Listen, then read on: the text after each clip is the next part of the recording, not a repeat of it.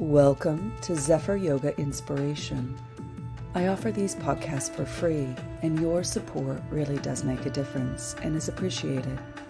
To make a donation, please click the link in the episode description or visit zephyryoga.com.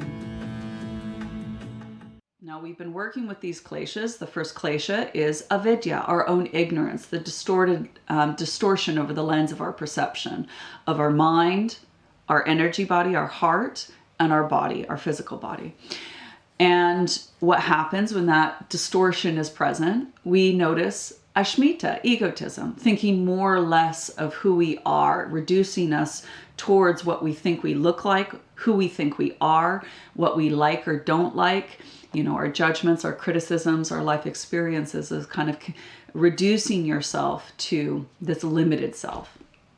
And this week, we notice when we're in that, we're going to be now focusing on the third klesha, which is raga, attachment.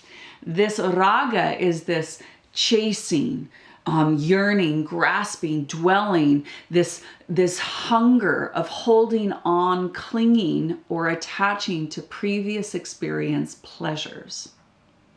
So reflect on what brings you pleasure, what you've experienced and what you would like to experience again that brings you gratification, enjoyment, and pleasure. So you might really enjoy traveling, You really might enjoy doing yoga retreats. That brings you joy and pleasure.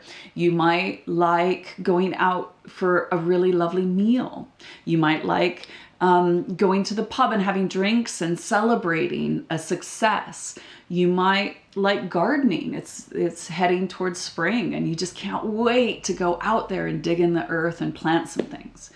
You might actually, what brings you joy might be laughing with friends. It might be, going shopping. It might be, being in that creative flow. It might be reading a nice book. What brings you joy? And what other kind of worldly experiences have you had and that you'd like to revisit again? Now, it is a natural response to seek out what brings you pleasure. It is a natural response, and we all have desires. Yeah, we're blessed to being human, and it's a part about being human is this deep desire. When you are born, you have a desire to find your mom's breast and feed. There's a desire when you're a baby to start to roll over and crawl. There's a desire to walk, to learn, to experience, to grow, to, have relationships, to find belonging in a community, to find a greater purpose, to have an intimate relationship, to have sex, to enjoy a well-lived life. So there's a term called boga, and this describes how we enjoy, indulge, and consume worldly delights, of the desires of life and enjoy them fully. In the yoga philosophy, there are these purusharthas, these 4 desires we fundamentally have as humans. And our point of being embodied is fulfill these desires to skillfully navigate this whole life from the beginning, middle, and end. And these 4 desires, first one is dharma, to know our purpose, to satisfy our duties and responsibilities in this lifetime. And it changes throughout our life. The second desire is called artha, to have the financial means, tools, to support our purpose. To have a yoga mat for me, to have camera equipment, to have a laptop, those things to support your purpose in your life we desire to have. Then the third one is called kama, like Kama Sutra minus the sutra. But kama is this enjoyment of the aesthetic beauty of life, nature, art, music, but it even is that enjoyment of sensuality, sexuality, procreation, relationships, intimacy, and the creativity of that which brings you that sensual experience of life. The last thing that we desire is called moksha. And moksha is this spiritual liberation and freedom, this sense of trust and faith. There is this connection to that which is behind all life and that you seek that connection to where you recognize yourself in that and you experience that liberation and freedom. So desire is fine, just as long as we're not attached to the outcomes. So you're taking action for the sake of actually just enjoying, fulfilling that desire rather than the attachment to the outcome. So this is where the klesha of desiring things brings us these mental, emotional afflictions, because we don't want the pleasure to end, or if it's absent, the pleasure is absent, we want more of it, creating attachment. And raga, this klesha, means coloring. So we liken to a stain or the colored distortion over the lens, creating more avidya, that ignorance over the mind, the body, and the heart, or your feeling body, the energy body. And raga seduces the ego in this sensory and emotional attachment to worldly pleasures and creates the ego attachment like, I like this. I want this. I need this to fulfill this void. And it creates this illusion that happiness will be attained if it is fulfilled. That pleasure button is fulfilled.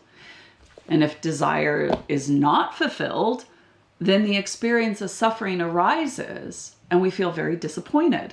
We feel let down of the expectation that what brings us pleasure was going to fix us, solve that void, that pain, that dis-ease that is felt. And that reality is really hard to swallow, as pleasure can never cure pain, as it is all impermanent. That is the truth of reality, that everything has a beginning, middle, and end. But we get this kind of like locked into our kind of psyche because we're conditioned by society to think that if we attain this and this and this and this and this, we will arrive and we'll never experience pain or suffering again. And it's just not attainable. This raga or attachment gets triggered when we think we won't be able to experience that certain pleasure again. So we begin craving.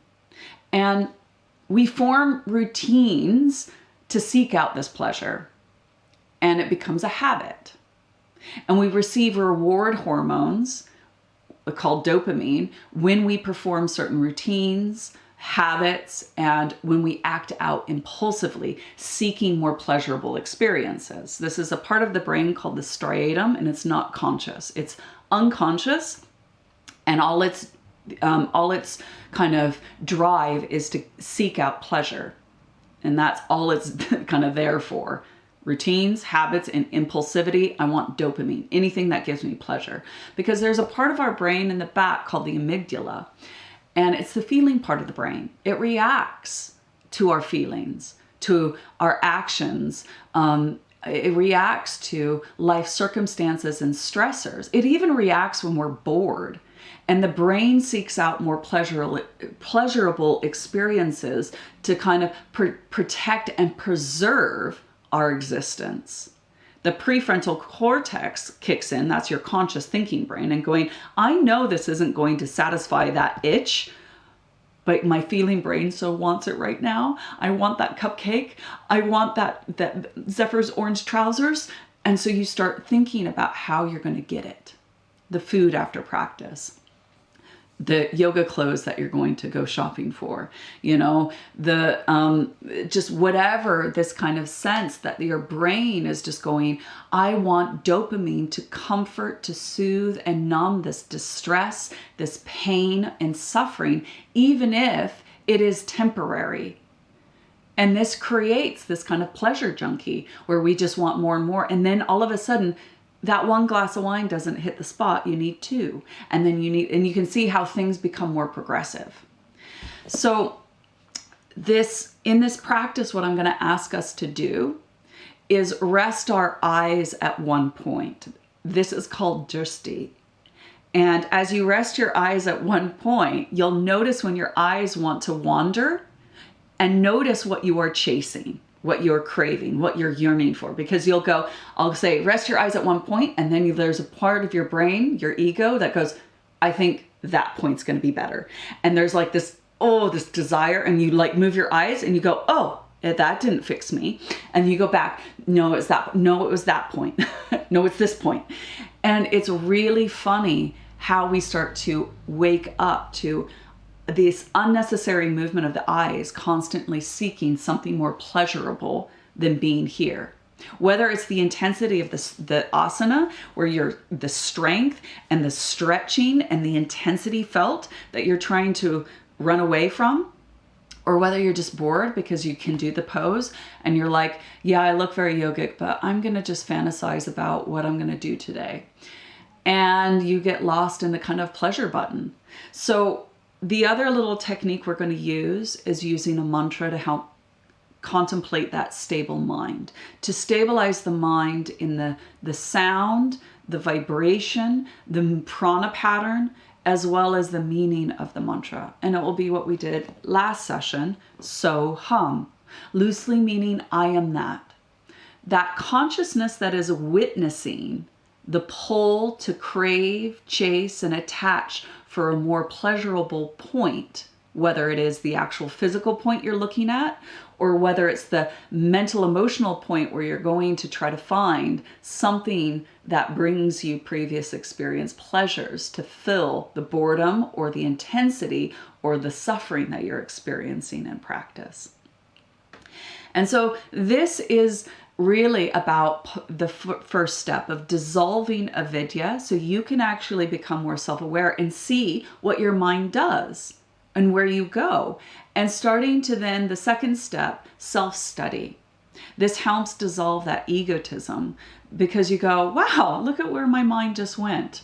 Oh, look at what feelings have been brought up. Oh, look at what memories. And so you ask yourself, what do you crave? Do you crave food, alcohol, drugs, sex, shopping, gaming, social media followers, validation, maybe exercise,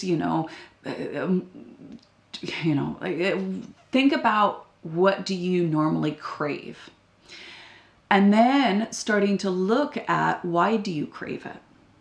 And that self-study is key. What is going on in the moment that is drawing you to yearn for something different than what you are experiencing right now? And you might notice underneath it, it might be some upsetting memories that are coming up in practice. I don't want to feel those memories. I don't want to live that again. It might be distressing emotions. I feel fearful. I feel angry. I feel resentful. I feel sad. And remembering the rasas that we did. And so starting to look at those negative uncomfortable emotions that bring up these kind of negative thoughts that circulate. Or just notice, just habit. That routine that formed that habit and the impulsivity to just act out when you're bored, or when you're left idle, or when you go unconscious. Notice as you start to look into it, notice your behavior that is affected when you can't get what you want, what brings you pleasure. Notice we become irritable, unreasonable, intolerant, impatient, judgmental, either to yourself or to me, critical, selfish, disassociated even.